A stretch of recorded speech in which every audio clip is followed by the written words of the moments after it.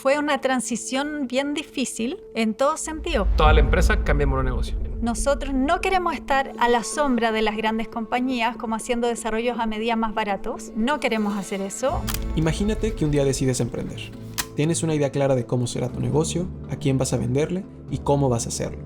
Pero con el tiempo, te das cuenta de que las cosas no son como pensabas, el mercado no responde como esperabas o el modelo de negocio que imaginaste no funciona tan bien. ¿Qué harías? ¿Cerrar todo y empezar desde cero? ¿O cambiar de rumbo y probar algo totalmente distinto? Bueno, ahí está la resiliencia del emprendedor de desvelarse en la noche y decir cómo voy a ser capaz de sacar esto adelante, y ahí nace como la innovación y decir, bueno, vamos a hacer esto.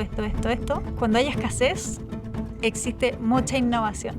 En este episodio de Casos de Éxito nos acompaña Elvira Montero, cofundadora de Visale, quien se atrevió a hacer las cosas de manera diferente y hoy tiene más de 10,000 clientes en Chile, Perú y México. Visale es una plataforma creada para ayudar a emprendedores y pequeñas y medianas empresas a gestionar sus negocios de una forma más sencilla y ordenada, con herramientas para inventarios, facturación, puntos de venta y reportes. Pero lo más interesante es la historia detrás. ¿Cómo decides cambiar el rumbo de tu empresa cuando todo parecía ir en otra dirección? ¿Cómo se lo explicas a tus clientes, a tu equipo y sobre todo, a ti mismo? ¿Cómo mantuvimos al equipo motivado al mostrar pasión y corazón por resolver un problema que queríamos resolver, incorporando a un equipo que creyera en lo que nosotros creyéramos y trabajando en ser capaces de transmitir cómo queríamos hacer las cosas y teniendo claro cuál era el camino y el sueño final? Quédate en este episodio porque vamos a hablar de todo eso, de los miedos, los retos y las decisiones clave para hacer un cambio radical y salir adelante. Y si eres emprendedor y buscas una forma más sencilla de administrar tu negocio, échale un ojo a lo que están haciendo en la academia gratuita Naranja Emprendedora de Visale. Estamos seguros de que te pueden ayudar. Ingresa a dementes.mx/Visale, donde encontrarás toda la información que necesites. Sin más, te dejamos con este episodio. Y empezamos. Elvira, bienvenida a Dementes, bienvenida a un episodio más de Dementes Casos de Éxito. Hay mucho que platicar. Voy a empezar por lo que creo que no te he escuchado tanto hablar y me da mucha curiosidad. Hoy Visale es una empresa que tiene 16 años, si no me equivoco, de estar existiendo. Tiene operación en Chile, Perú y México. Tienen más de 10,000 empresas y tienen 150 empleados o más, no sé, la última vez que lo supe. Y lo que quiero saber es cómo hace una empresa para crecer a esa escala y, bueno, y además seguir creciendo en lugares distintos y no perder los valores como equipo o la esencia que los ha llevado hasta donde están el día de hoy, ¿no? Como para poder llevar el siguiente paso. Entonces, partamos por ahí, por el tema del equipo y cómo hace uno para que el equipo mantenga los valores esenciales de la empresa y no se vayan diluyendo conforme se diluye o conforme crece el equipo. La verdad es que es un tremendo desafío porque tú comienzas a emprender y de repente llega un día que despiertas y no te sabes el nombre de todos en tu compañía. Y ese minuto es como, wow, ya no somos 2, somos 200, ¿cierto? Uh-huh.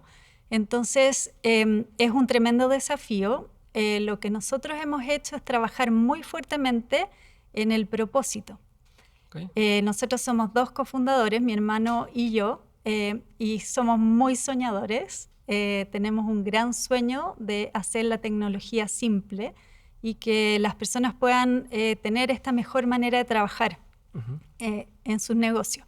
Entonces, ese propósito es algo que nos mueve a todos y es algo que estamos constantemente transpirando, viviendo, y no está pegado en la pared, sino que realmente todos le ponemos corazón a lo que estamos haciendo. Uno cuando emprende y parte un negocio tiene que preocuparse de 2 cosas muy fuertemente. La primera es tener un plan, ¿cierto? Uh-huh. ¿Cuál va a ser mi estrategia? ¿Cómo voy a trabajar? ¿Y cómo voy a lograr este sueño? Uh-huh. Y la otra parte tiene que ver con el equipo, ¿ya? Y con ser capaz de ejecutar todo esto. Entonces, estrategia y ejecución. Si tú tienes una idea en la cabeza y dices, vamos a lograr hacer esto, pero claro, no lo puedo hacer solo, ¿no? Entonces, exacto. ¿Cómo consigues a la gente adecuada para poder cumplir eso? Y en esa ejecución que es tan importante, hay 3 cosas que yo diría que nos ayudaron mucho. Lo primero es armar un buen equipo. Es como consigue a las personas correctas que crean en lo que tú crees, ¿ya? Eso viene a ser el correcto. Lo segundo es lograr que las personas accionen, hagan las cosas correctas, o sea, que estén dentro de tu plan, que están trabajando todos en equipo. Y lo tercero es que lo hagan de buena forma, ¿ya? Entonces, nosotros hemos trabajado en eso a través de un trabajo en equipo. Somos una empresa que es muy poco jerárquica, o sea, nos organizamos en células de trabajo más que en una jerarquía. Eso significa que tú puedes ser mi jefe en un proyecto y yo el tuyo en otro. Y eso hace que como todas las voces sean escuchadas y todas las ideas sean consideradas y que tomemos decisiones en equipo, ¿ya? Ha sido muy difícil entender las distintas culturas también porque nosotros cometimos todos los errores que se pueden cometer al inicio. Dijimos, vamos a salir de Chile, vamos a abrir Perú y vamos a hacer copy-paste en Perú. Y llegamos a Perú y nos dimos cuenta que la realidad era otra y todas las estrategias de Chile no funcionaron. Todo ese aprendizaje nos ayudó cuando abrimos el país de México, porque en vez de hacer copiar y pegar, comenzamos con pruebas, testear y luego escalar, ¿ya? Y una cosa que nos sirvió mucho para mantener esta cultura fue pensar que la gente que comienza el proyecto y que está liderando estos equipos son los gurús del futuro, ¿cierto? Entonces ahí hemos invertido mucho tiempo en energía y ganas en poder transmitir este propósito, esta cultura de ayuda al cliente final, y eso ha hecho que cada país tenga su propio sabor, ¿cierto? Pero que mantengamos todos una misma línea y que si tú vas a la oficina de Bicel en Perú o vas a la de México, se respira lo mismo. A ver, ¿qué cosas de las que intentaron en otros países, o sea, qué cosas, estas iniciativas no funcionaron? O sea, ¿cuáles dices, no, yo pensé que de Chile iba a poder hacer esto en Perú y no funcionaron? ¿Y qué cosas sí ves que se comparten en todos lados? O sea, como cuáles serían algunos principios o estrategias que dices, esto en los 3 lugares funciona similar. Cosas que no nos funcionaron, yo te diría que lo principal fue entender que México y Perú tienen una cultura mucho más relacional que transaccional. En Chile, uno se presenta cuando está haciendo negocios, ¿cierto? Con una solución, y el chileno es más transaccional. Dice, cumple con esto, check, esto, check, esto, check, listo, me sirve, ¿dónde te firmo? En el caso de México es distinto, es más relacional.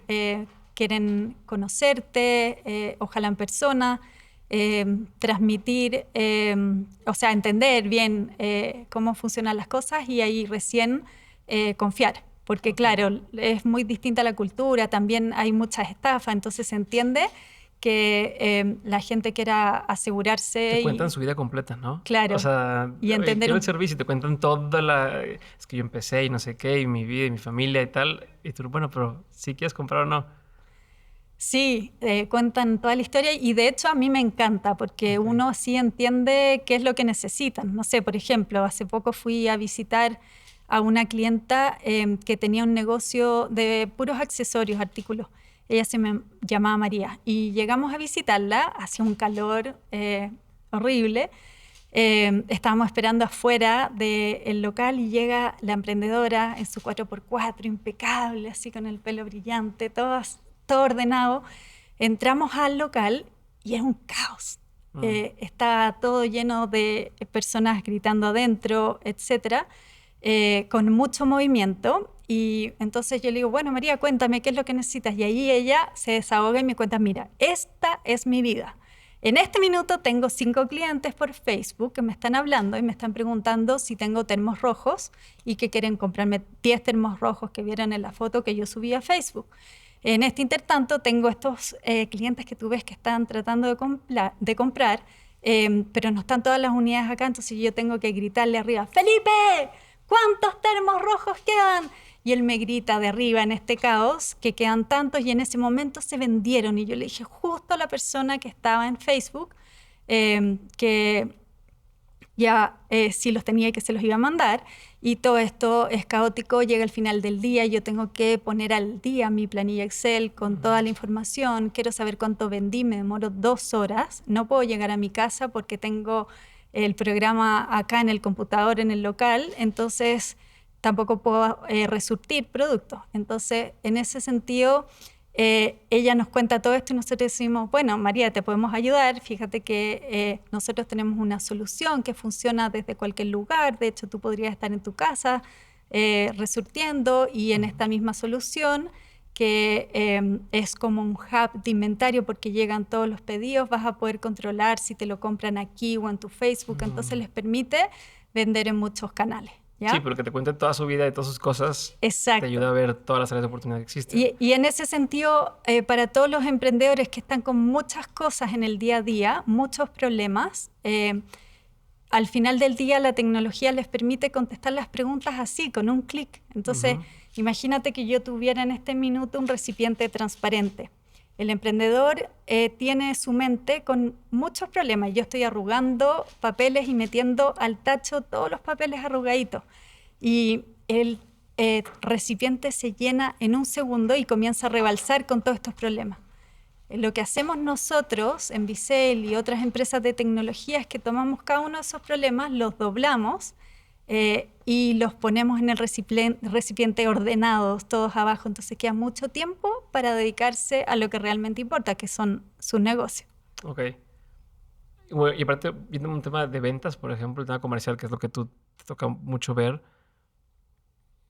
el que tú entiendas desde sus palabras el problema que tiene, que para ella es, tengo que hacerlo desde aquí porque no lo puedo hacerlo en mi casa, o ya le quedé mal a un cliente o tengo que pedir más inventario y ya no me va a salir esto, te ayuda a explicar el producto tecnológico sin tener que hablar de la tecnología, sino decirle que padre que puedas ir a tu casa a terminar de ver el inventario o que el inventario se hace bien rápido y no tienes que estar checando, ¿no? Me imagino que eso hace una fortaleza en ese sentido, el poder entender lo que la gente realmente quiere. Exacto, es un tremendo desafío. De hecho, nosotros partimos como empresa, como tú bien dijiste hace muchos años atrás, haciendo desarrollos informáticos a medida, ¿ya? Y en empresa para los pescados. Claro, y en el camino nos dimos cuenta de que la pequeña y mediana empresa le costaba mucho acceder a tecnología porque era muy cara y porque no tenían el tiempo de implementar estas soluciones tan complejas. Okay. De hecho, tuvimos como nuestro momento de la verdad, donde estábamos nosotros entregando un trabajo de casi 2 años para una empresa salmonera del mundo acuícola, que habían mandado hacer un software con modelos de simulación súper complejo. El gerente de finanzas, de producción, todos habían pedido sus cosas, ¿cierto? Y llegamos al día en que presentamos y el gerente general de la empresa dice, Elvira y Gustavo, muy interesante todo lo que están mostrando, súper complejo, completo, pero la verdad es que ustedes me están entregando un control remoto de la televisión de este porte y yo necesito prender y apagar la televisión. Y en ese minuto fue como, no, o sea, habíamos dedicado cuánto tiempo a todo este desarrollo.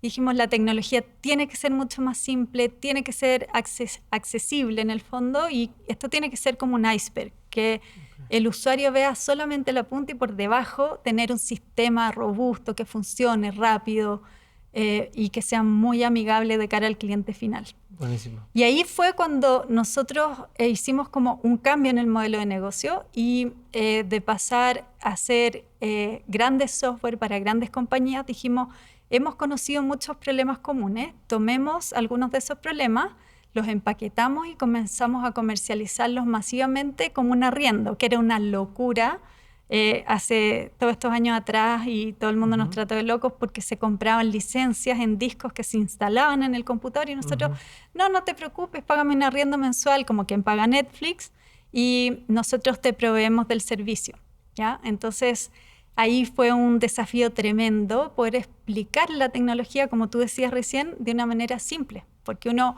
dice software y salen todos corriendo porque, por favor, qué miedo, no me hables de eso porque es muy complicado. Claro, ni quién lo va a instalar y quién lo va a operar y quién... ¿quién me va a explicar, no? Si a veces también la señora que vende, muchos de sus clientes son esta persona que no es tan tecnológica. Y entonces le da la preocupación de, sí, ok, ¿y cómo lo voy a mover? ¿Tú me vas a enseñar a moverle? ¿Quién va a estar aquí operando la máquina, no? Pero voy a regresar a dos cosas, Elvira. Uno, la segunda parte de esa pregunta de qué fue diferente era que sí es igual. ¿Qué cosas se ha repetido? Y luego vamos a brincar a otra cosa, pero ¿qué has visto en común en las tres países que estás operando que se repite? O sea, que es constante y que te ha ayudado a poder abordar mejor el negocio, tanto como con clientes o con el equipo mismo. Yo te diría que lo que ha sido igual en los tres mercados es la necesidad que tiene el emprendedor de poder ordenar sus negocios. La necesidad que tiene el cliente peruano es muy parecida a la que tiene el cliente mexicano y al cliente chileno. Y esa necesidad tiene que ver con poder tener control sobre su negocio. Okay. Desde cualquier lugar, o sea, en su bolsillo tiene cuánto está vendiendo en este minuto en cada una de las sucursales, y eso hace que puedan tomar mejores decisiones porque en el fondo tienen la información y pueden ver qué productos son los que más se venden y les rentan más, etc. Okay. El tema del robo hormiga, que es algo que es muy complejo de abordar, también ha sido un dolor en los tres países muy grande.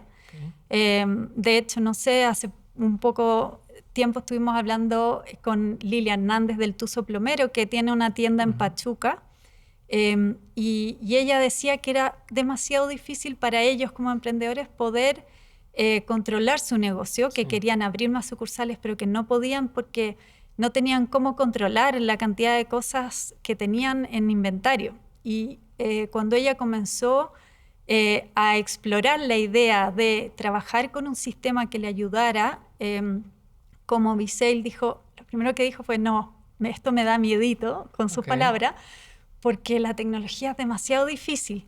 Pero le llamó la atención Visail porque se explicaba de una manera simple. Entonces, cuando llamó por primera vez, le dijimos, mira, esto no es tan complejo, lo vas a aprender, lo usan hoy día más de 10.000 clientes o empresas en los distintos países, entonces no es ciencia de la NASA, solamente tienes que tener las ganas de aprender y de modernizar tu negocio.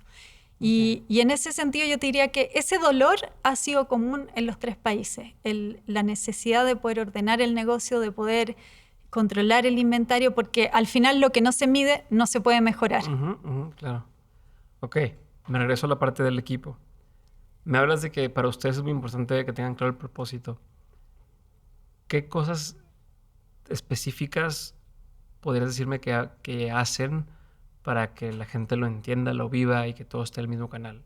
O sea, ¿qué tipo de acciones, actividades, comunicación, lo que sea que hagan, que crees que está funcionando muy bien?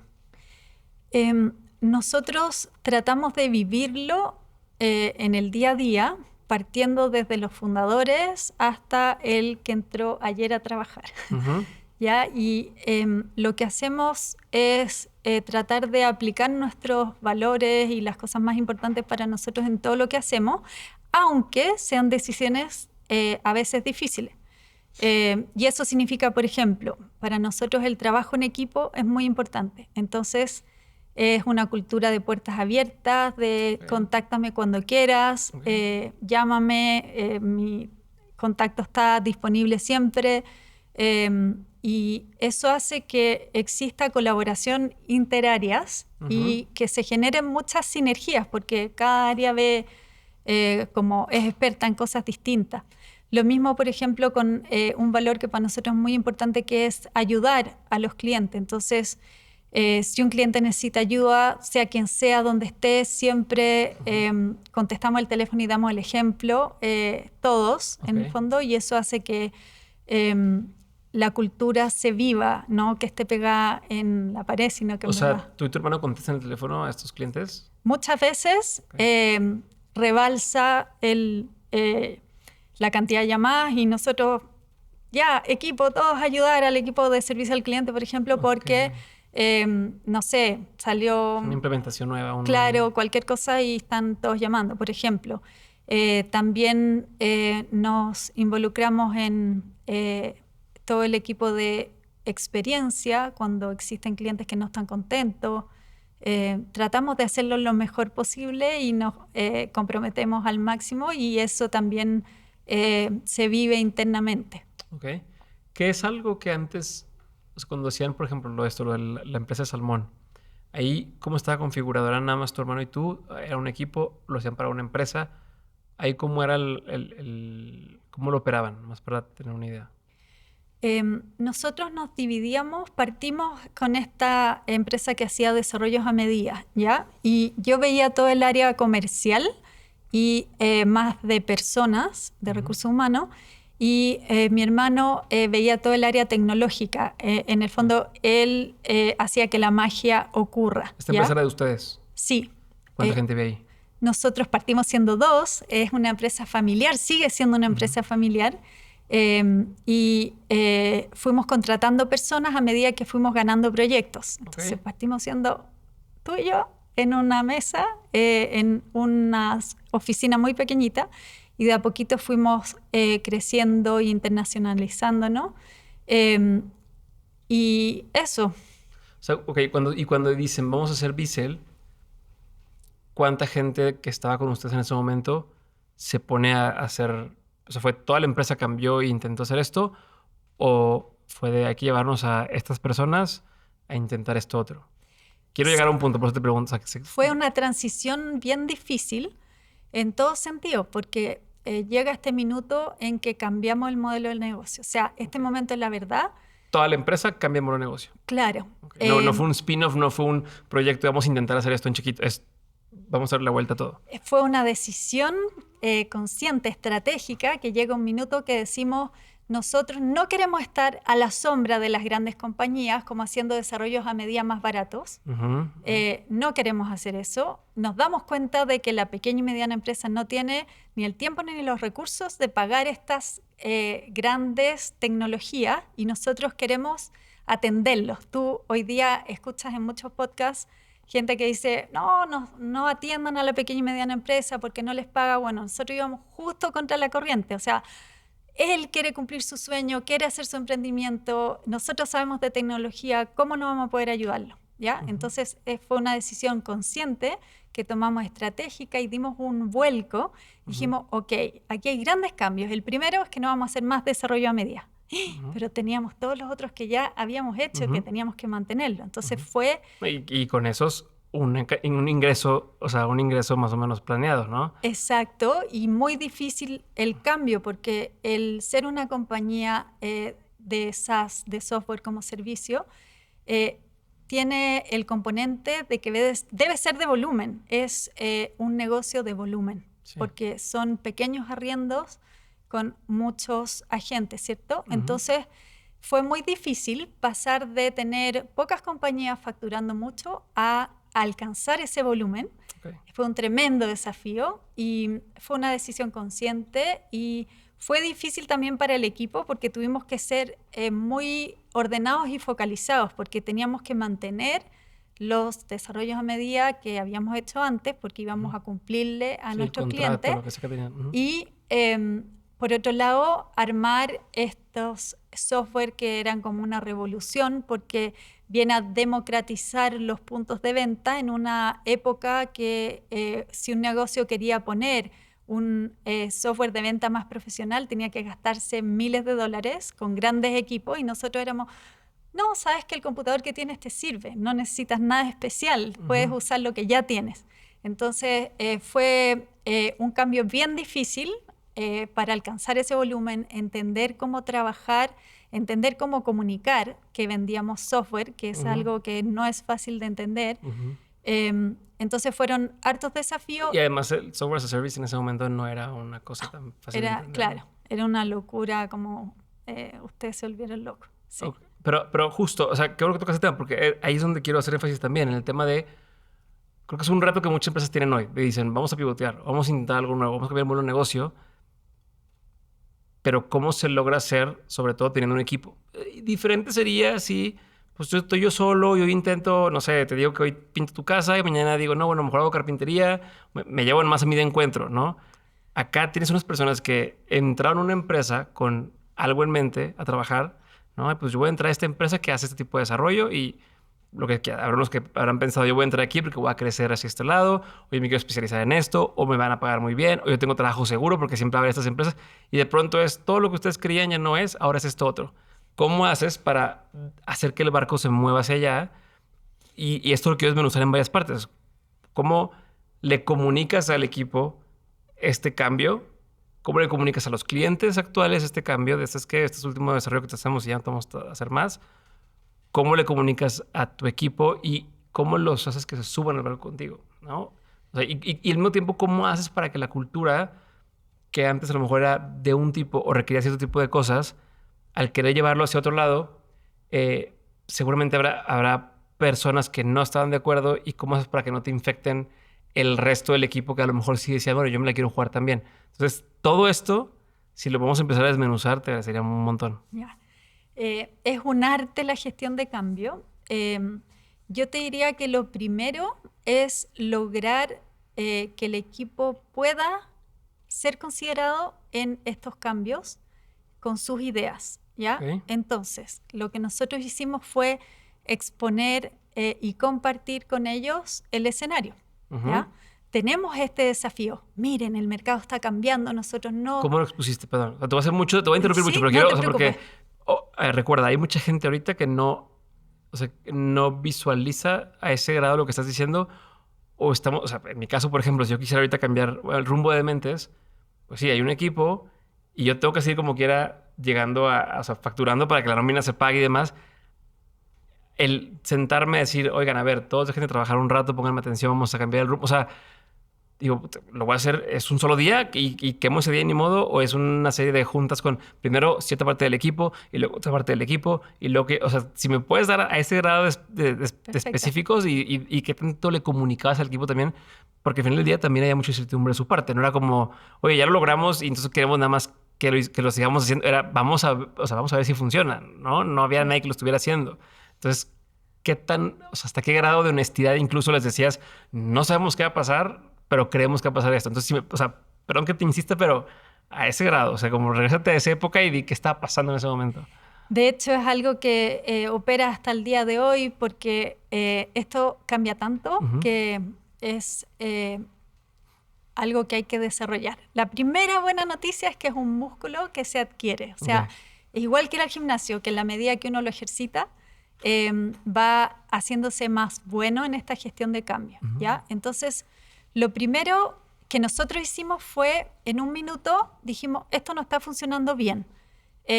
Queremos dar un vuelco en el modelo de negocio. Entonces, comenzamos a estudiar distintas estrategias. De hecho, también pedimos ayuda a una agencia que nos ayudara a ver cómo comunicar, y con esto partimos un trabajo mucho más profundo, que fue de entender que queríamos cambiar el modelo de negocio. Entonces, en ese momento... ¿Ese proceso cuánto duró?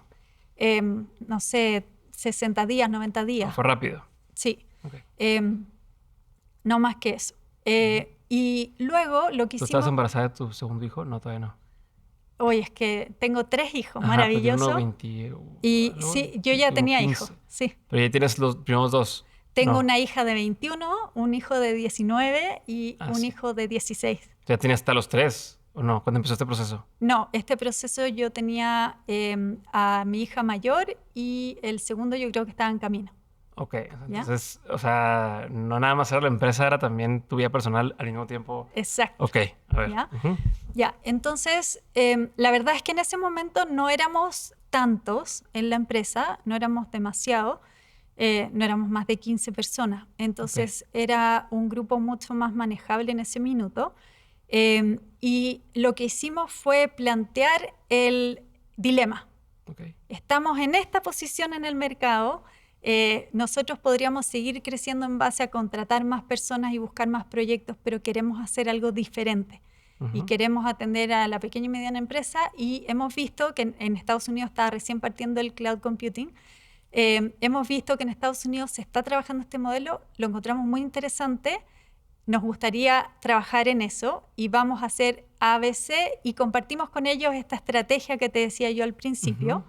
Y de ahí viene toda la gestión del cambio. Y mi consejo tiene que ver con sentarse con el equipo y primero rayar en la cancha y decir, mira, tenemos este dilema. Y ahí, como dices tú, hay muchos que van a decir, oye, pero esto puede no funcionar. Entonces, hay que plantear el desafío y como con todas las fortalezas y debilidades que uno tiene y las amenazas y las oportunidades que existen, de una manera que no se vea algo muy riesgoso, ¿cierto? Porque la gente buena se va a ir, ¿verdad?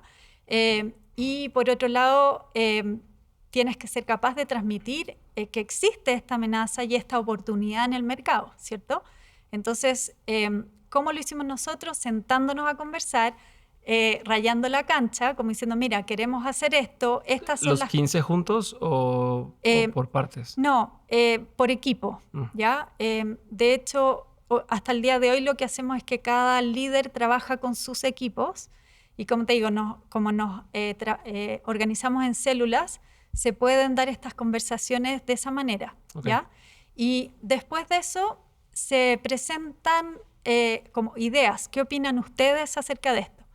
Y ahí es muy importante dar un contexto de seguridad emocional, porque si tú empiezas a dar ideas y yo te digo, ay, pero pésima tu idea, obviamente el que sigue no va a querer decir nada, ¿te fijas? Entonces es importante como tener en mente que todas las ideas son bienvenidas y está demostrado que es mucho mejor que salgan ideas muy locas que tú después las puedas aterrizar a poder hacer una idea loca, sí, o sea, una idea muy tradicional que sea realmente una innovación, ¿cierto?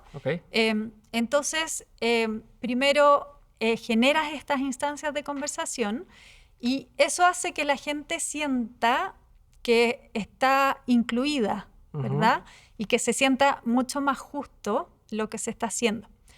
Entonces, tomas todas las opiniones, se buscan las cosas que son viables y después el líder toma una decisión. Dice, ya, mira, yo voy a tomar esta decisión porque A, B, C. Pero si te fijas, en toda la primera parte es escuchar, escuchar, escuchar y escuchar, ¿cierto?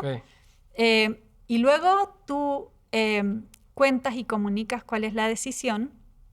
Hay muchas formas de comunicar, es ideal hacerlo de varias maneras, no solo de una, porque es un tremendo desafío comunicar y después viene todo el proceso de testear, evaluar y escalar, ¿cierto? Y nosotros en ese proceso, que nos tomó un buen tiempo, de hecho, en ese momento, Endeavor, no sé si tú has escuchado hablar de Endeavor, que es una organización que ayuda al emprendimiento, se acercó a nosotros y nos ofrecieron ayuda. Al principio mi hermano Gustavo decía, Elvira, nadie te ayuda porque sí, así que yo no voy a gastar. Hay algo ahí. Claro, ningún minuto en esto. Y yo decía, no, si de verdad es súper interesante lo que ellos hacen. Y nada, pues ahí terminamos nosotros siendo emprendedores en Endeavor y hoy día estamos con el Give Back dando la mano de vuelta. Pero en ese minuto nos ayudaron mucho a poder entender cómo comunicar, porque uno decía software, que es la palabra menos sexy en el emprendimiento, salían todos corriendo. Ellos nos ayudaron en el fondo a conectar con mentores y poder analizar y entender cómo abordar este tremendo desafío, que era cambiar el modelo de negocio, poder alcanzar el volumen, darnos a conocer y llegar a un mercado que en general no hay como tantas empresas que en ese minuto trabajaran con las pymes, por lo que te contaba antes. A ver, pero te estás brincando en pasos importantes, Elvira. Ahí, o sea, en eso de, les escucho a todos, tomamos una decisión, se las comunicas. Vamos a intentar hacer tal cosa. ¿Cuánto tiempo pasa, por ejemplo, de que estamos probando a que ya funciona o a que ya puedes pagar las nóminas con este otro experimento y cómo sobrevives ese brinco tanto en tema económico, o sea, decir, bueno, sigo vendiéndole a los grandes o mantengo los proyectos un rato, pero quiero entender cómo hicieron ese runway, cómo mantienes el espíritu del equipo que está confiando arriba, ¿no? Pensando en que a lo mejor intentamos esto y no está funcionando, o sigue sin caer clientes y que no diga, no, pues esto ya fue y tal. Y cuándo o cómo lograron dar ese brinco a que dijeran, ya, por aquí es. O sea, ya entendimos, ya probamos, sí funciona, sí estamos avanzando y que ya es algo que puede pagar al menos lo inicial de las nóminas y para crecer todo lo demás. Es una muy buena pregunta. Nosotros al inicio tuvimos la suerte y la bendición de que nuestro papá creyó en nosotros, porque él era el tercer socio que puso el capital, ¿ya? Entonces, eso nos permitió tener, financiar todas estas pruebas, ¿ya? Okay. Y en ese sentido lo que hicimos fue ir haciendo pruebas, ¿ya? Te voy a dar ejemplos concretos. Partimos, esto estamos hablando que eran casi 18 años atrás y después ya al comercializar más masivamente, estamos hablando año 2014 por ahí, o un poquito antes, dijimos ya, ¿cómo nos damos a conocer? Google Ads, en ese minuto que se llama distinto, hoy día es Google Ads, antes era AdWords, estaba recién partiendo. Imagínate, la publicidad en Google. Entonces yo dije, ya, tenemos que darnos a conocer. Nosotros vivíamos más encima en la Patagonia chilena, que ni siquiera es la capital de Chile. Entonces, ¿cómo vamos a hacer negocios desde acá? Y yo dije, ok, vamos a estudiar esta nueva metodología de darse a conocer a través de Internet, que cuando alguien busque en Google aparezca mi solución, ¿ya? Okay. Y ahí mi hermano me decía, no, creo que funciona demasiado difícil. No, si tomemos el curso ya. Yo me certifiqué en Google y comenzamos a hacer campaña. Y nosotros somos una empresa familiar con capitales propios, bootstrap, o sea, no tenemos financiamiento externo. Entonces, cada peso que ganábamos lo invertíamos en publicidad. Y decimos, esta campaña está funcionando. Entonces, agarramos todo el extra y lo poníamos y así íbamos escalando con todas las pruebas. Y lo que no funcionaba, a la basura, y fue una prueba que no funcionó, no nos amarguemos, seguimos adelante. Y así hay muchas cosas que no nos funcionaron y otras que dieron muy buenos resultados y ahí fuimos escalando. La gracia está en hacer como pruebas en una versión mínima viable, porque no te vas a gastar todos los recursos en una cosa que estás probando, ir probando de a poquito y ir escalando todo lo que te funciona. Ok, pero por ejemplo, ¿el producto siempre fue el mismo, lo que cambió fue la forma de traer clientes? ¿O el producto era primero otro objetivo y lo fueron cambiando también? En ese minuto en que dijimos, ok, ¿con qué partimos? Y aquí voy a decir que el foco es realmente importante. Dijimos, vamos a partir con el desafío de la venta. ¿Y por qué fue eso? Porque todas las empresas necesitan vender. Y el teléfono sonaba, ¿tienen algún sistema de venta? ¿Tienen software de venta? Entonces nos dimos cuenta de que había una necesidad, ¿ya? Okay. Y además veníamos de una iteración anterior que nos equivocamos, pero así rotundamente, que fue un software de nómina, como de payroll, para administrar personal, que cometimos el tremendo error de no hacer una versión mínima viable y testearla. Entonces lo que dijimos fue, mira, estas empresas de transporte nos han pedido que hagamos software de personal, que administre cuadrillas, que pague nóminas, que calcule horas extra, etc. Nosotros vamos a hacer este desarrollo, armamos el equipo, empezó a trabajar durante 12 meses, terminaron, dijeron, mi hermano, Elvira, ¿está listo? Le pusimos Planex, ¿está listo el sistema? Ponle precio y salgan a vender. Salimos al mercado y habían 800.000 software de nómina, excelente, con un precio súper competitivo. Y fue como, no, qué manera de meter la pata, invertimos todos los recursos en esto, que no hay espacio para nosotros en este minuto porque eran actores grandes, súper bien posicionados.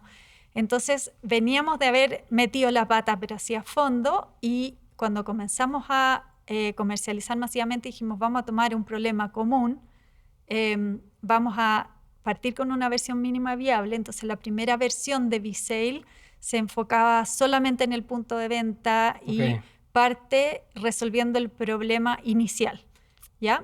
Y cómo comprometimos ahí al equipo era como decir, enamorémonos del problema. ¿Es el mismo equipo que falló con lo de recursos humanos? Alguna parte del equipo sí. O sea, de que ya venían de les hicimos caso y no funcionó. Sí. O sea, había unos que estaban con esto, ¿ok? De hecho, nos tuvimos que reinventar todos juntos, ¿ya? Ok. Y en ese sentido, como teniendo la resiliencia y la tranquilidad de decir, oye, bueno, aprendimos, sigamos para adelante. Entonces, comenzamos con una versión mínima viable que fuera comercializable. Partimos desde un principio, a diferencia de la vez anterior, muy conectados con lo que necesitaba el cliente. Entonces, como este concepto de que el chef vaya a la mesa y esté en contacto con la persona que está en el restaurante, lo mismo. Entonces, íbamos a los locales comerciales, implementábamos con los clientes, teníamos espacios de conversación. De hecho, hoy día es algo mucho más sofisticado, que es como un modelo de innovación que tiene muchos sensores para poder captar qué es lo que necesita el cliente. Y es un arte mantener algo simple y simple de usar y que sea completo. Entonces, sí, claro. Tenemos ahí un modelo súper interesante porque armamos, imagínate como un pizarrón, pero es digital, que es un board de ideas. Okay. Y tenemos muchos sensores que captan lo que el cliente necesita, porque alguien de atención al cliente contesta el teléfono y el cliente dice quiero hacer esto y nosotros no lo hacemos. Entonces esa persona va y pone un post-it en este board de ideas que explica la necesidad del cliente. Y el resto del equipo le puede ir poniendo así como corazoncitos, que me gusta, anexando cosas adicionales. Pasó, yo también vi lo mismo. Claro, y eso lo que hace es que va nutriendo este tablero de innovación. Okay. Entonces tenemos muchos sensores que están escuchando lo que el cliente necesita y el equipo de innovación lo que hace es que toma todas estas ideas que están un poco rankeadas internamente y hace una investigación afuera. Entonces va a visitar clientes, hace preguntas, y así van naciendo todas estas mejoras que van generando disrupciones, innovaciones dentro de la plataforma. Hay una línea muy delgada en ver qué aporta realmente valor a toda la comunidad que hoy día utiliza el software de venta Visale y que beneficia solo a unos pocos y lo hace muy complejo para el resto, ¿cierto? Okay. Entonces, ahí yo te diría cómo mantuvimos al equipo motivado al mostrar pasión y corazón por resolver un problema que queríamos resolver, incorporando a un equipo que creyera en lo que nosotros creyéramos y trabajando en ser capaces de transmitir cómo queríamos hacer las cosas y teniendo claro cuál era el camino y el sueño final. ¿En qué punto dejas de atender a clientes grandes? O sea, ¿en qué punto dan ya ese salto y decir, ya, este fue el último? O sea, como ¿en qué parte de esta etapa lo hicieron y cuánto tiempo pasó para que ya se quedaran con lo otro? Claro, y uniéndolo con la pregunta que tú me hacías recién de cómo dejaron de atender a los clientes, lo que hicimos fue radical. Desde ese minuto que dijimos, no más, dijimos, ok, nosotros vamos a avisarle a nuestros clientes con 12 meses de anticipación que vamos a dejar de hacer desarrollos a medida y vamos a terminar como las cosas que ya habían comenzado. Entonces se fue anunciando con tiempo. Si te fijas, muchas compañías hacen lo mismo y anuncian con tiempo los cambios de precio, etcétera, porque eso hace que en el fondo el cliente se pueda hacer una idea y organizar también, porque sí, claro, obviamente para ellos es un desafío. Ok, pero económicamente hablando todo fue sostenido por esta inversión de tu papá. O sea, como ese brinco no era de, bueno, nos quedamos sin lana aquí, sino más bien vamos a invertir, vamos a perder a esos clientes después de un año o lograr una rentabilidad antes de que se acabara ese año. Como que lo que quiero entender es esa parte.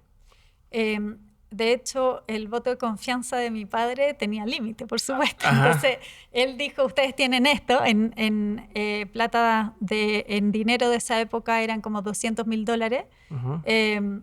Y dijimos, tenemos agua, o sea, dinero para tantos meses y tenemos que ser capaces de resolver esto en este tiempo, ¿ya?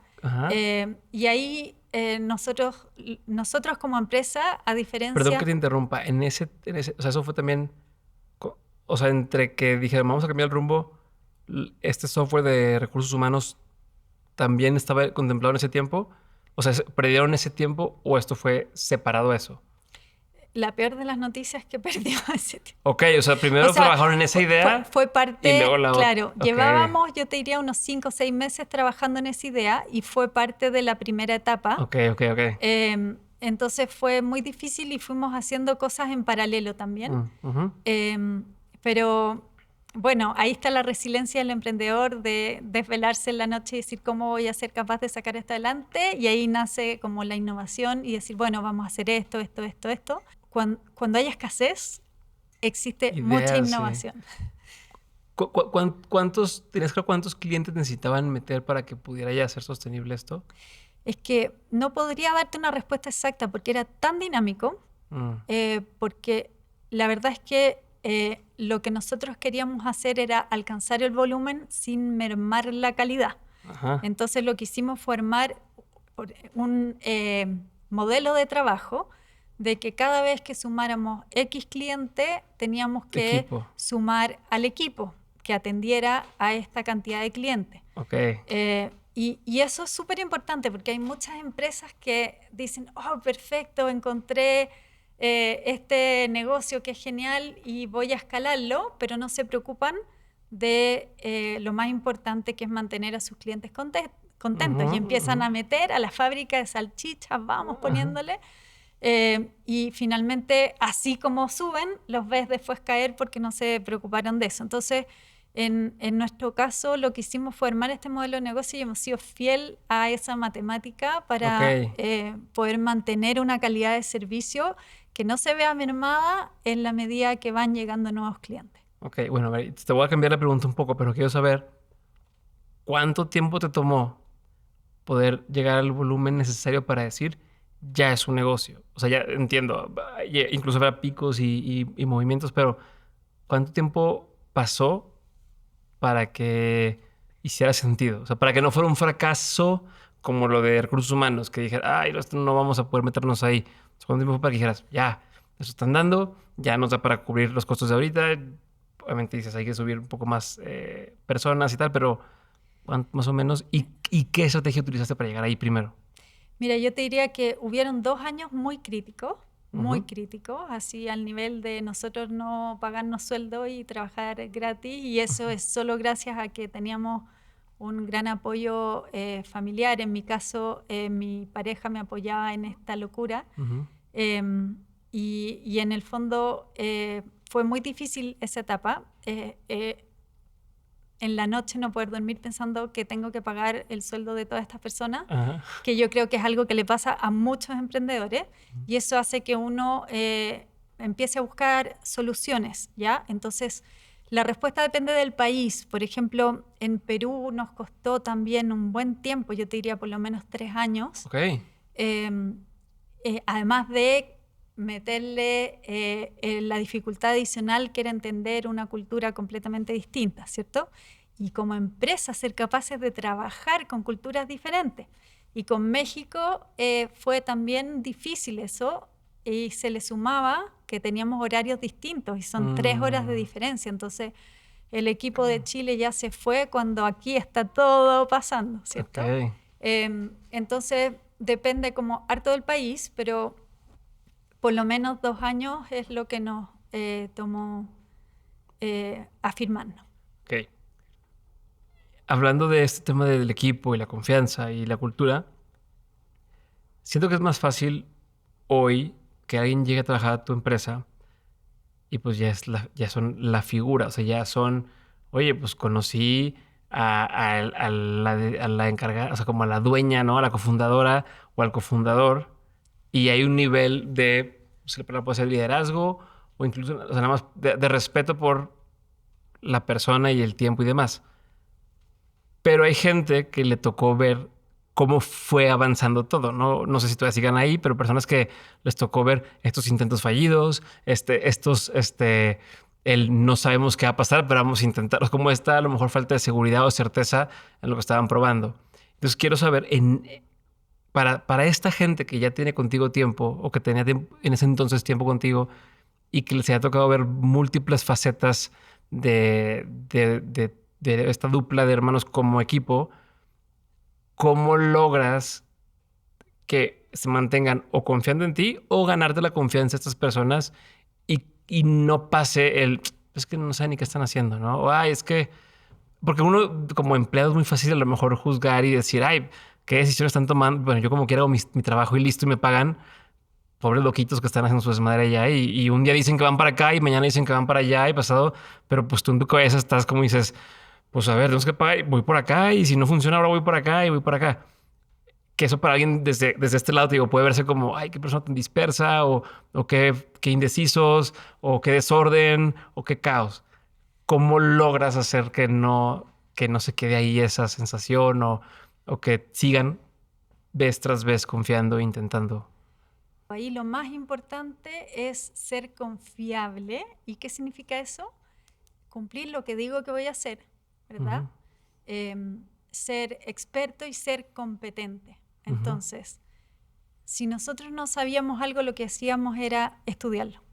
¿Sabes qué? En verdad, no tengo la respuesta ahora, pero me voy a poner de cabeza a estudiarlo para que encontremos una solución. Nosotros tenemos como una cultura familiar bien cercana en la empresa y el hecho de tener mucha comunicación y poder conectarnos también emocionalmente y que esto no sea un trabajo que tú vienes, te pagas y te vas, sino que te involucre, hace que yo creo que genere una relación más fuerte, como que a mí me importa que esto realmente salga adelante y no es solo que me paguen el sueldo y el trabajo, claro. ¿Cierto? El hecho de lograr ser confiable, el hecho de lograr que crean en lo que tú crees, en el proyecto, y entender, porque hoy día entendemos que Bicel no somos los fundadores, es una entidad propia que se logra gracias a todas las personas que trabajan ahí. Y la experiencia que tiene el cliente final se logra gracias a que estamos todos poniéndole corazón y pasión a lo que estamos haciendo. Entonces, ¿cómo logramos generar esa confianza? Con el ejemplo, haciéndonos competentes, estudiando, haciéndonos expertos en el tema y trabajando en equipo. O sea, cuando las cosas no funcionaban, nos sentábamos a ver cómo podemos resolverlo, ¿cierto? Conversando, hemos tenido muchos problemas en la historia de emprendimiento, yo creo que como todas las empresas, y gracias a Dios hemos tenido la suerte de poder resolverlo conversando, conversando y conversando y conversando hasta llegar a acuerdos. A la pregunta que yo quería llegar hace rato, que te empecé a preguntar de cómo era el equipo cuando empezaban a hacer software para empresas grandes y demás, era porque quería entender qué de esa etapa de negocio, qué principios, valores o prácticas siguen manteniendo ya en esta nueva etapa de empresa con un volumen completamente distinto, con un modelo de negocio distinto, pero qué cosas se han mantenido constantes o vigentes o aunque no sean, te puedo decir como normales, sino más bien impuestas, de ¿sabes qué? Aunque nos cueste, vamos a hacer esto así, así, así. ¿Qué cosas existen? ¿Qué prácticas existen? Yo te diría que el trabajo en equipo, el ser expertos en el tema y el ayudar al cliente entendiendo que somos un servicio. O sea, a nuestra empresa no puede llegar a trabajar... No es un software, es un servicio. Claro, nadie que no le guste trabajar con personas, porque vas a estar hablando con personas todo el tiempo, porque somos un servicio, tenemos que dar soluciones en el momento, entonces existe un sentido de urgencia que tenemos todos. Partimos y del equipo que partimos todavía están, el equipo como principal, ¿te acuerdas que te dije que éramos como 15 personas? Yo te diría que 12 de esas personas, incluyéndome a mí y a mi hermano, todavía estamos. Y cada uno de ellos se convirtió en el gurú en su área. Entonces, ahí tenemos a un equipo que partió con esto con nosotros y que sigue trabajando con sus equipos, transmitiendo todo lo que hemos ido logrando, que hemos logrado en equipo, todos sudando para llegar a donde estamos, ¿cierto? Uh-huh. ¿Cómo haces que esa gente crezca? Y otra vez, no es lo mismo cuando contratas para algo en particular a cuando empezó una cosa y ahora es otra cosa. O sea, ¿cómo lograste hacer para que esas mismas 12 personas que hoy siguen ahí sigan haciendo sentido con la empresa en la que están ahora, que es otra empresa distinta, o sea, en fines prácticos es otra cosa? ¿Cómo has hecho para que se mantengan relevantes para esa empresa y al mismo tiempo que puedan ir creciendo a esta onda que dices que se han vuelto gurús de su área, pero que el ser gurú de su área no significa nada más ser experto en el tema que manejan, como si, yo programo, soy experto en programar? No, ahora también tengo un equipo a mi cargo, tengo que aprender a ser un jefe o un líder de más personas, y esas son habilidades a veces completamente distintas a ser bueno técnicamente en mi área. ¿Cómo fue para que, o sea, qué pasó para que esas personas se pudieran desarrollar de esa forma? Lo que hicimos fue armar líneas de carrera de a poco y armar planes de capacitación. Porque como dices tú, esa persona que está dedicada a programar, nadie le había enseñado a ser un líder. Uh-huh. Y comienza a desarrollarse, y a mí me da gusto verlos hoy día cómo se desenvuelven. Y me da también mucha risa cuando uno de ellos va y me dice, oye, Elvira, por suerte yo entré cuando en Visel no exigían todo lo que exigen hoy día para entrar. Sí. Porque antes era muy distinto a lo que tratamos de trabajar hoy día, ¿cierto? Uh-huh. Y ellos han crecido mucho profesionalmente, han aprendido, imagínate todos estos desafíos que hemos vivido juntos. Uh-huh. Los han hecho a ellos también crecer profesionalmente, adquirir nuevas capacidades, aprender de liderazgo, etc. Ok, pero o sea, lo que tiende a pasar lo que se ve mucho en una tecnología es esto de lo que dicen, lo que te trajo aquí no te va a llevar allá, y en eso a veces implican el equipo, ¿no? El equipo que te ayudó a arrancar a veces no es el equipo adecuado para escalar o el equipo adecuado para crecer acá. Otra vez, me dices que ustedes, por alguna razón, hay una consistencia en todo esto. Entiendo lo que me dices de que sí, mira, que capacitación, línea, pero ¿hay algo más? O sea, ¿hay algo distinto en la forma de operarlo o en tu filosofía de ver las cosas como para decir, es que vamos a crecer con esta gente adelante? ¿O alguna vez te cuestionaste y dijiste, a lo mejor es momento no sé, a lo mejor esta gente ya no es la adecuada para como el siguiente reto y hay que hacer un movimiento? O sea, ¿qué pasó por su cabeza? Mira, hay algunos que no quisieron seguir como con el desafío, pero son la menor porción del equipo.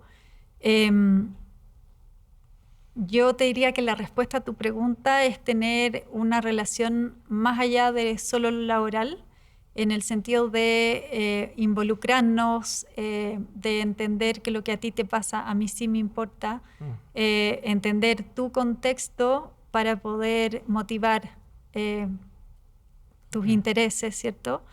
Y también cuando la empresa empieza a crecer, empiezan a generarse oportunidades para más personas. Entonces, obviamente nace un C-Level que viene a apoyar todo esto, y nacen los country managers de cada país, ¿cierto? Que son personas que se suman al proyecto y que ayudan a crecer exponencialmente. ¿Cómo le hace a alguien para empezar un negocio con su familiar, especialmente tú y tu hermano, ¿no? O sea, ¿cómo o qué han hecho, qué prácticas o qué estrategias o qué principios siguen para poder tener una buena relación y seguir trabajando juntos después de tantos años y de tanto presión y estreses que conlleva empezar un negocio? Bueno, acá en México también hay muchas empresas familiares, ¿cierto? Entonces sí. Tu pregunta aplica... Pero también hay muchas que no funcionan por lo mismo. Claro. ¿No? Yo creo que tu pregunta aplica a muchas personas que nos están escuchando. Lo que nosotros hicimos fue rayar bien la cancha, o sea, organizarnos muy bien. Somos muy complementarios. Uh-huh. Mi hermano es muy bueno en lo que yo no soy buena y viceversa. Y yo te diría que el trabajar con familiares tiene hartos beneficios porque existe confianza, ¿cierto? Como nos conocemos mucho, entendemos también muchas cosas. Y lo que yo recomendaría no hacer es traer como la familia al negocio y el negocio a la familia. O sea, saber separar las cosas, a pesar de que es difícil. Tener roles muy claros y no darse licencias por ser familiares. O sea, no porque somos hermanos yo voy a irme 3 meses de vacaciones y te dejo a ti con el problema, sino que trabajar como profesionales y siempre estar buscando hacer las cosas mejor, capacitándonos, entrenándonos. Ok. Ahora, ¿cómo le hacen entender al equipo para quién es Visel? Porque si bien dices, somos un servicio, tenemos un software, pero el espíritu está en dar el servicio y demás, ¿cómo le explicas a tu equipo para quién trabajan y quién realmente es el cliente? Bueno, podemos partir de que tú me digas quiénes son los clientes o quién es el perfil ideal de un usuario de Visel y también cómo lo explicas. Yeah. O sea, ¿cómo les transmites esas cosas? Visel es un software de venta que atiende a la pequeña y mediana empresa, ¿ya? Y para explicártelo te voy a poner un ejemplo. Imagínate Verónica, que tiene un negocio de chocolates. Ella está todo el día con el quehacer de su negocio, muy agobiada, que comprando materiales, probando nuevas recetas, capacitando a los vendedores, haciendo millones de cosas en el día a día con una locura. Y cuando termina el día, quiere saber cuánto vendió, cuáles son los productos que más le rentan. Y muchas veces pasa que tiene que tomar la información del día y traspasarla a un Excel o hacerlo en un cuaderno con papel y lápiz, y eso le toma horas en el día. Y el utilizar herramientas tecnológicas como Visel o cualquier otra les permite a estos emprendedores, a esta misma Verónica que ha estado todo el día vuelta loca, con un botón saber cuánto vendió, ¿cierto? Y además poder verlo mientras está en el acto de fin de año o con su hijo en un paseo, donde sea, ¿cierto? Porque le permite estar conectada a su negocio desde cualquier lugar, ¿ya? Okay. El cliente de Visel que hoy día trabaja con la aplicación es un emprendedor que necesita ordenar su negocio, que quiere controlar su inventario y que quiere aumentar sus ventas, ¿ya? Entonces, lo que le regala Visel al final del día es tiempo, porque todas las cosas se hacen de manera automática, y esto les permite dedicarse a hacer crecer los negocios. Y al ordenar el negocio, los procesos y todo el quehacer de un negocio común y corriente, logran vender más. Y con ejemplos concretos. ¿Por qué pueden vender más? Porque no tienen colas en la tienda, por ejemplo. Porque todo lo que vendieron en el día y bajó del inventario lo pueden resurtir. Porque ¿qué es lo peor que le puede pasar a una farmacia? Que vengan a comprarle paracetamol y no tiene, ¿ya? Porque perdió la venta, ¿cierto? Entonces, todas estas cosas hacen que estos emprendedores puedan vender más y nosotros vemos cómo parten con un nivel de facturación y empiezan a crecer y a crecer y a crecer y abren más sucursales porque no tienen que estar en el negocio físicamente. Y son cosas que pueden ser muy pequeñitas, pero que para ellos son muy importantes. Por ejemplo, Lilia Hernández del Tuzo Plomero que te comentaba antes me decía, por fin ahora puedo dar mis tickets con mi logo. Eso es algo que se ve profesional. Y claro, cuando viene un cliente y le compra a ella y ve que ella se preocupa de que su negocio esté ordenado, que sea profesional, que tiene claridad de qué productos tiene y qué no tiene, obviamente como le dan un buen servicio, vuelve y le va a ella muy bien. Entonces el hecho de tener el control del inventario, de saber cuánto vende, de poder vender en más canales, de poder hacer la vida más fácil, con la agencia tributaria también, ¿cierto? Porque ellos en ese sentido pueden conectarse también y emitir facturas electrónicas, también tienen un autofacturador, porque hay muchos que están agobiados de hoy me piden tantas facturas que no alcanzo, y Visel tiene un autofacturador que ellos pueden pegar un código QR y dice, si quieres factura, dile a tu cliente que la emita ahí mismo. Ok, a ver, pero ¿y eso cómo lo transmites al equipo, lo que te preguntaba? O sea, ¿cómo le haces ver? Porque supongo que hay mucha parte del equipo que está detrás de cámaras. O sea, hay una parte importante del equipo que está en la parte de programación o que no ven directamente al cliente. ¿Cómo les transmites eso para que no haya una desconexión entre el programador que dice, no, pues ya le puse el botón, pero tú como ves al cliente dices, sí, pero es una señora que no ve la letra tan chiquita y no hay a dónde picarle, ¿no? O sea, hazlo para que funcione para ellos. O sea, ¿cómo logras unir esos mundos? Te va a parecer muy loco, pero lo que nosotros hicimos hace un buen tiempo ya atrás es que dijimos, declaramos que queríamos que el equipo completo fuera experto en Visel. Entonces, todos los que entran tienen 2 semanas de entrenamiento base, donde hay un equipo que les hace pasar por cada uno de los botones de Visel y después les hace una prueba. Y el que no pasa no entra, así de simple. O sea, están a prueba inicialmente y tienen que pasar esas pruebas. Hay algunos que les ha salido vale otro para tener una segunda oportunidad, y el que no logra concentrarse tiene que no pasa la prueba, básicamente, ¿cierto? Eso es una declaración que hicimos y en el fondo aplica a todos, desde la persona que paga nómina hasta el programador que vive la experiencia del cliente, ¿cierto?